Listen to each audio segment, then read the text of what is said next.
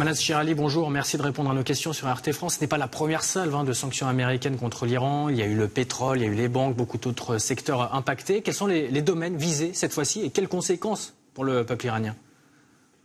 Principalement, ce sont les domaines d'armement qui sont visés en ce moment. C'est-à-dire que l'Iran, la République islamique, pour attirer l'attention de vos spectateurs, je fais la différence entre la République islamique et l'Iran. L'Iran, c'est le peuple iranien et la République islamique, c'est l'État qui gouverne ce pays.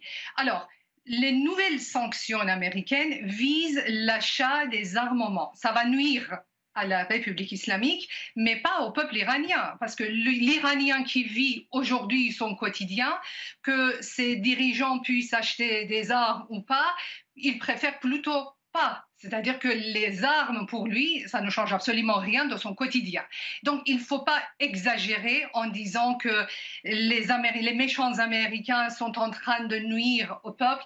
C'est vrai que depuis le début de cette histoire, les Iraniens souffrent énormément. Les Iraniens souffrent le martyre. Je suis bien placée de vous le confirmer. C'est ma famille qui est visée. Ils souffrent. Chaque membre de ma famille souffre en ce moment. Mais je vous le dis, les nouvelles sanctions aujourd'hui ne visent que les armements. En plus, le pays était déjà économiquement dans un état désastreux. Donc, les sanctions qui sont revenus en Iran il y a 2 ans, n'a visé qu'un pays qui était déjà en souffrance, parce que les dirigeants de la République islamique n'arrivent pas à gouverner ce pays correctement. Ce qui fait qu'aujourd'hui, les Iraniens lambda, les Iraniens normaux, qui vivent leur quotidien, n'ont rien contre les Américains, parce qu'ils culpabilisent plus, ils critiquent davantage leurs propres dirigeants que les dirigeants des puissances extérieures, des puissances étrangères. Et quelles conséquences alors d'un point de vue international, si au niveau intérieur il ne va pas y avoir beaucoup de changements? Parce qu'on a entendu Pékin, Moscou, Bruxelles qui condamnent, mais au-delà même de condamner, quelle marge de manœuvre justement? Est-ce qu'ils vont suivre Washington ou pas? Écoutez, la question, en fait, doit être posée, si vous me permettez, autrement.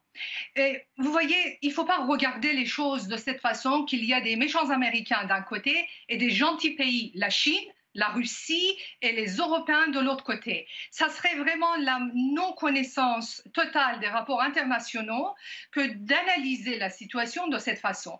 En fait, la véritable histoire, c'est autre chose.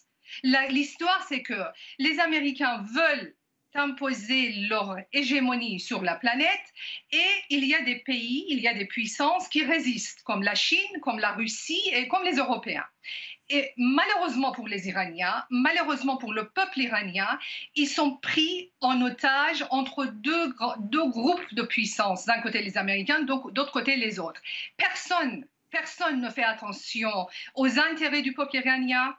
Personne ne demande l'avis du peuple iranien. La seule chose qu'on pense, la seule chose qu'on dise, c'est on répète systématiquement les paroles de Javad Zarif, le ministre des Affaires étrangères iranien. On répète les propos des dirigeants iraniens sans jamais demander ce que les Iraniens disent. Dans votre reportage, les paroles de la jeune femme correspondent à la volonté des Iraniens. Ce que cette femme a dit, ce que cette jeune femme a dit correspondent à 100% à ce que j'entends systématiquement de la bouche des Iraniens. Les Iraniens sont un peuple paisible, ils ne veulent la guerre avec personne, avec aucun pays, et ils ne comprennent pas pourquoi, depuis 42 ans, leurs dirigeants sont systématiquement en situation conflictuelle avec les puissances du monde, à commencer par les Américains et les Israéliens. Ils ne comprennent pas. Et donc, cette jeune femme a parfaitement bien reflété la volonté de la paix, le souhait des Iraniens pour avoir la paix. Et malheureusement, aujourd'hui, les Iraniens sont devenus le bouc émissaire des grandes puissances d'une guerre internationale entre deux groupes de puissance et malheureusement... Une guerre des mots aussi, parce que je me permets de vous couper, parce qu'il y a eu le président iranien qui a réagi. Pour Washington, la politique de pression maximale s'est transformée en isolement maximal. Ce sont les mots d'Hassan Rouhani tout à l'heure. Qu'est-ce que ça vous évoque? Isolationnisme diplomatique ou unilatéralisme martial pour Washington? Évidemment, vous parlez il n'y a pas de méchants ou de gentils dans cette affaire, mais par rapport au peuple israélien, justement, au peuple iranien, justement, cette annonce d'Hassan Rouhani, qu'est-ce qu'elle vous évoque? Écoutez, ça fait rire. Vous savez pourquoi? Parce que ça fait 42 ans qu'on entend ce genre de paroles grandiloquentes contre les Américains. On va faire ceci, on va nous venger, on va leur donner une bonne leçon. Mais en fait, Hassan Rouhani, le président iranien, il peut se permettre de parler de cette façon parce que les intérêts nationaux des Iraniens ne rentrent pas en ligne de compte des dirigeants de ce pays. Ils s'en foutent royalement. Leurs enfants vivent à l'étranger, dans les pays européens.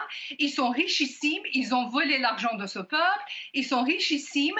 Donc, ils n'ont pas le souci du quotidien. Ils n'ont pas le souci de l'individu qui vit à Téhéran, dans les villes iraniennes, et qui n'a pas de quoi manger, dont les enfants ont faim.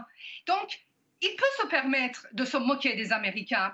Vous savez, la force des dirigeants iraniens, c'est dans leur irrespect des intérêts nationaux de leur peuple. Et depuis, à chaque fois qu'il y a des problèmes, ils réagissent de la même façon, au lieu de résoudre le problème, au lieu de diriger le pays vers la paix. Merci. Merci Mahnaz Shirali d'avoir répondu à nos questions. Je rappelle que vous êtes docteur en sociologie politique, enseignante à Sciences Po, spécialiste de l'Iran donc, et auteur du livre Le mystère de l'Iran contemporain.